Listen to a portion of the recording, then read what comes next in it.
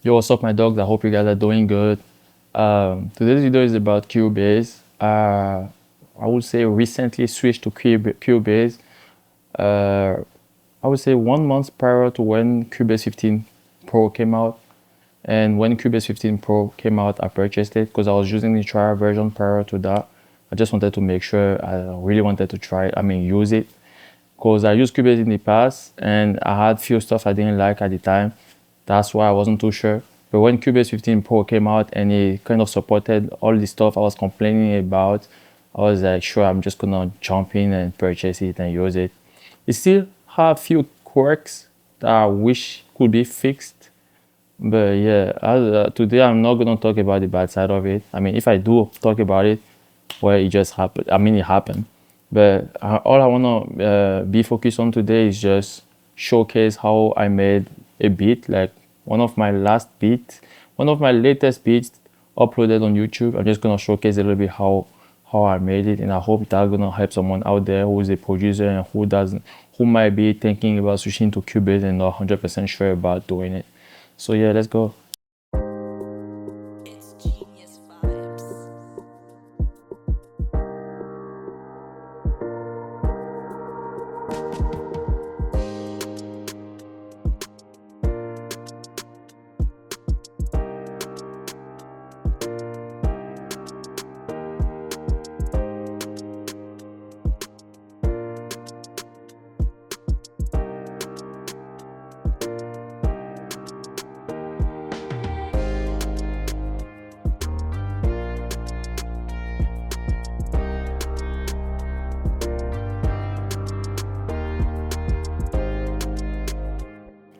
Okay, so to make this beat, it was super easy.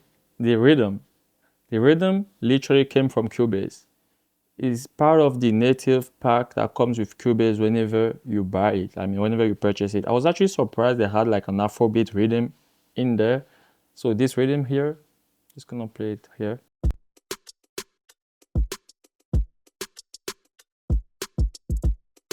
That rhythm was part of Cubase. So it's literally from when you go inside loop and sample. I believe I got it from, if I can find it, I think I got it from here.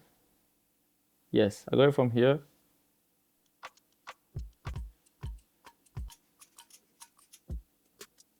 So it was the drum loop, 01, 89 BPM, Afro swing, and then I increased the BPM on it just so it can go with what I'm trying to do. I literally just grabbed it, and I think I pitched it a little bit because here, yeah, I transported by -1 semitone so it could fit whatever I'm trying to do. And after that, I added this, which is a shaker. This shaker is for Kashmir, but that's like a sample I downloaded way back from Splice. It didn't come from Cubase, but I'm still impressed by the fact that Cubase integrated like Afrobeat element inside the sample pack. Then the chord, I actually play the chord with this instrument, which is called Halion Sonic, and is a Cubase expansion instrument kind of. So it will be like it will be like contact, and then you can load expansion inside. But that expansion is actually a free expansion, lo-fi piano. And I believe I used the first preset, which is called Abandoned Hotel. So literally, when you play it, that's how it sounds like.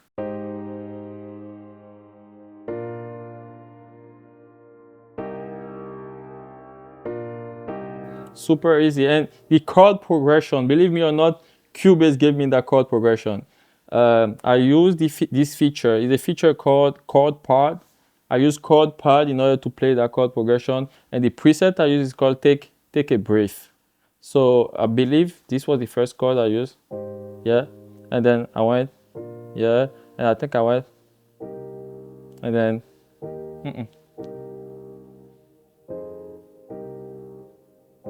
I don't remember, I think, yeah. No, boom, boom. Yeah, that's what I did. I believe, I think. But yeah, you get the point. I used this feature from Cubase to do it, and I was super amazed. I was like, whoa, that chord is crazy. Now, the issue I had was kind of like, because here it says C, but it doesn't tell me if it's C major or C minor. It doesn't really tell me the scale, because I was like, okay, now I found a really nice chord progression, but I need to know what key so that I can actually play the key. So for most of the people who are familiar with my channel, I'm not a keyboardist, I'm not a pianist, I don't even know how to play the keys. I do have a keyboard though, but I play with my ear, and most of the time I use scalers, like features. I use stuff that like we direct my keyboard and let me know that I'm in key, so that even if I press on the wrong key, it pitches down, it pitches it in the right key, and all I do after that is just using my ear to find a good rhythm for the melody. So I use this plugin actually. I use this plugin by Brainwork, by plugin Alliance. I think it's called Crispy Scale, and that helped me detect the key. It told me it was E sharp major. I don't remember if it was that. I actually don't remember. But at the time I found the key, and I open I use this other plugin. I use complete control. I can actually open complete control inside Cubase and route out the audio, I mean the MIDI output from complete control to my VST and play directly. But I stopped doing that. I just started doing it like using the standalone version. So I just tell it the key, and then I just go with whatever key I'm trying to play in, and then I just put it on easy mode, and then I can play my key and I will be in key. So that's what I did to play most of my instrument. So after that, I use this instrument, which is another VST from Cubase. It's still Helion. I think it's still the lo-fi. Yeah, it's still the lo-fi piano. I was just trying to find some counter melody, and this is how it went.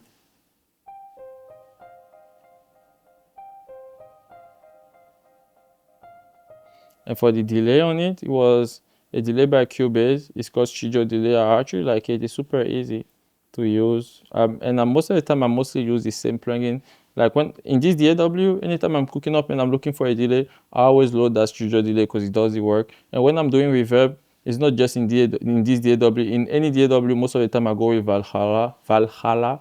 But if I don't go with Valhalla, I can go with other reverb plugin, because I kind of have a lot of those, depending on what I'm looking for. But mainly when I'm cooking up, I go with Valhalla. That's my default. And then the remaining was this instrument was still this melody was still made with Halion Sonic. This time though, I used a pack called Taped Vibes, and the preset was called Enchanting Sunbeam. So let me play it so you can hear how it sounds like. So when I come here, this is how it sounds like.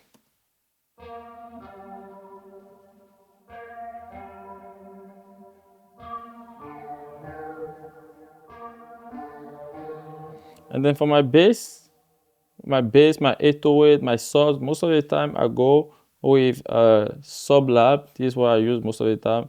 And in this case I use Mellowman bass, but I have the Sublab has a lot of presets, so I just go like. And another thing is, when I open Sublab, I try to increase the release, increase the sustain, so that the note is long, like it's longer than usual, because sometimes it's a short bass.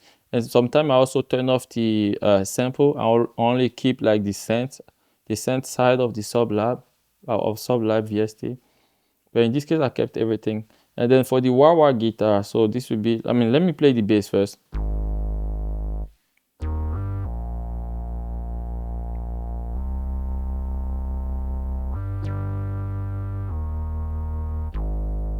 So the wah-wah guitar, I used S Pen 2. So this S Pen 2, this is a Node VST. It has been there forever. I've been using this like since the beginning of age, like since when I started making beat. Like I think the first time I ever used this was in Ableton. So I started making like beat for real in Cubase, but it was in Cubase 5. My first beat were in Cubase 5. Then I switched from Cubase to Ableton, and I made the most of my beat in Ableton. Then I switched from Ableton to Reason Studio. I mean, at the time it was Propeller Head Reason. And I made a lot of beat in Reason. That was Reason 10 actually. And then I switched from Reason 10 to Studio One. And I stayed on Studio One for a long time. But like in between, I would be like trying other DAW. I would be making a lot of beat in Studio One. Then I will go to MPC. Then I will go to Logic. like I like to try stuff, but like I wasn't really changing DAW per se. It was just switching for a couple days just to make other beats, just to change the vibe. But I will always come back to Studio One until Studio One brought that subscription stuff and they started cutting off features. So I was like, yeah, I think it's time for me to leave Studio One. And at that time, I switched from Studio One to Reaper. I used Reaper for quite a long time. I actually used Reaper prior to that, but like I switched to Reaper for like after Studio One for like 2 years, I would say a year and a half. Then I went back to Logic. I stayed on Logic for a long time. Then Logic has a lot of bugs. I mean, I can't really list them as of now, but like from the top of my head, but I remember the bugs were bugging me, and I was like, you know what? Let me go with the trial version of Cubase and see how it is. One thing that I would say I kind of miss or I kind of want in Cubase would be like the note repeat. It doesn't really have a note repeat, but that's not an issue. And that's mainly when I'm making trap beat. Like you can just, instead of like, let's say I say I want note repeat, right? Instead of like, and when I say I want a note repeat, I want it to be able like, I'm hitting the button and it's repeating the note. It doesn't have that feature. So instead of doing that, what I can do is I can just load in, there we go, this stuff, what I just did here. Wait, instead of doing it here, I will do it on a drum track so that it makes more sense. So like, let's say I'm loading a drum track right now. There, my drum track is empty, right? So I do this, I create a pattern. So I mean, it's not showing stuff because I have no element on my drum track. So let me just randomly pull this, pull another thing here, just for the sake of showing. So like I can literally just come here and then do my note repeat things here.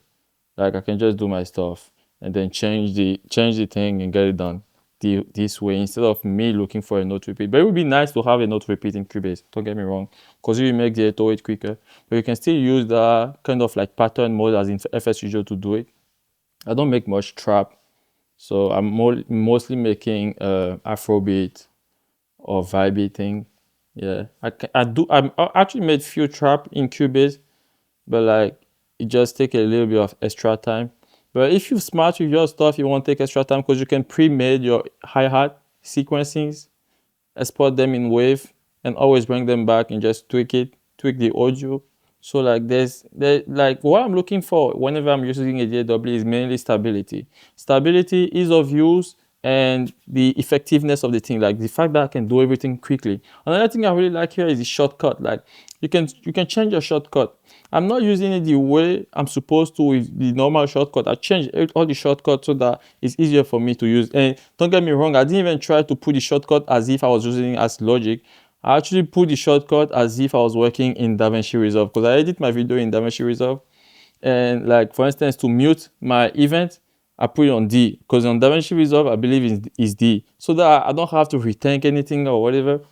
I have a lot of stuff I kind of tweak on it. And the rest of the beat after that, I mean, I don't have any drums on. I mean, I have the drums, but like it wasn't even me that made the drum, it was the loop. And so other than that, the rest was like risers, FX, so like, and then cymbal crash. You can find those inside Cubase. This is one, I think I got them from my own pack. And yeah, on the tracks, like for mixing, I didn't do much because whenever you have good sound, you don't have to do much. You just have to level your thing, put some reverb to put some dimension, put some delay to put some dimension. Sometimes you do the modulation thing.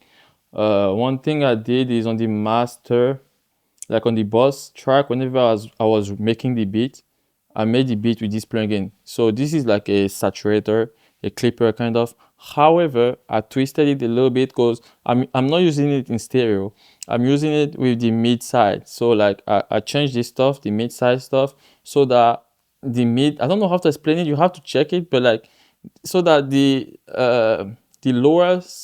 lower side of my frequencies are playing in mono and the side are literally on the side. So what happens when I do that is that I can clearly hear my bass. I can clearly hear the drums in the mono side of the spectrum of the music, and that helps me a lot because when I make my beat most of the time with my headphone, it's hard for me to hear everything especially when it's in stereo and I'm cooking up with this. But when I'm on the speaker, I don't have that issue. However, when I noticed that when I cooked up like this with the headphone, as soon as I dropped the headphone and I was checking in the speaker, it still sounded the same. It was quite good. I was like, okay, perfect. So all I'm gonna do now is just cook up this way and have the mid-side stuff set up the way I set it up. I can actually show you the preset. So if you want to copy whatever is on my screen now, you can do it. So that's what I did. And then after I'm done cooking, I master the beat, but I don't push it too much. I don't go crazy on pushing the beat. All I did is I just put this one plugin. It's from iCape Multimedia. It's called One. And then depending on how the beat sound, or depending on what color I'm going with, I might increase the air or drop the air, which would be like the high frequencies and the sibilances of the whole track. And then yeah, increase the push should be the compressor. The volume is like literally just the volume of the track. Transient is literally the transient. You can literally touch whatever you're trying to touch and see. I actually increased the width on this one because I wanted the spectrum to be a little bit wider. But yeah, you can definitely make beats in Cubase. It's not just for recording. I actually recorded a lot of track on it. I started making, like, when I was using Cubase, it was just for recording at the time. Until I realized I can actually make beats in it and all the stuff. I mean, like, I'm talking about 10, 15 years ago. But I'm still saying you can still make beats in it, regardless of what genre you're going. Afrobeat, trap beat, hip hop beat, you can do it. There's still a way. Like, I'm complaining about a few stuff I don't even have to complain about, because I think it's the most stable DAW. I don't think he had crashed on me. I mean, it did crash 1 or 2 times, but it has never been some crazy stuff, because regardless of it crashing, you still have autosave and all those stuff. But yeah, this video was kind of more of me talking and giving my experience or my review or my return on my return experience on using Cubase 15 Pro. But yeah, like I said, it's a good DAW. I'm gonna try to make more cookup. It's hard for me to make it though, like make more cookup videos. But you can catch me on live, because sometimes I do cookup live. That way it's easy, because I don't have to think about editing. I don't have to think about nice angle. I only cook up with my webcam and sharing the screen. So it might be slow though. Really depend on the vibe. Because it's hard, because literally my studio is in the living room. Sharing it with the family is kind of hard to make content. That's why I'm not as like posting cook-up content as I used to anymore, just because. But at some point, I'm gonna get a dedicated spot and get back to cooking up with you guys and making more content. Well, I hope this insight will help someone out there. I hope you guys like the content. If you did, like, share, subscribe, put some comment, and yeah, see you on the next video, guys. Peace out.